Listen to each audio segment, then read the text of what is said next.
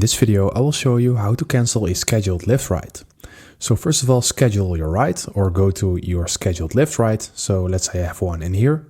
So first of all, you need to be sure that your ride is scheduled. So go ahead and click on schedule, select the time slot, and then click on select Lyft.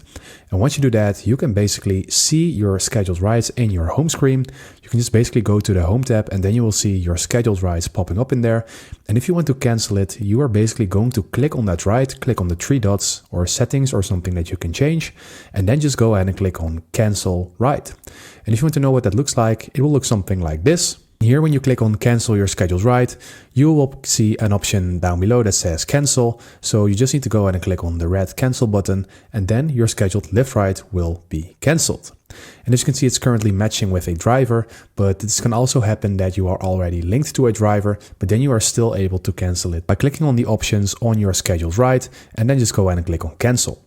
So that is how you do it. I hope this video helped you out. Please leave a like and consider subscribing, and then I'll see you in the next one.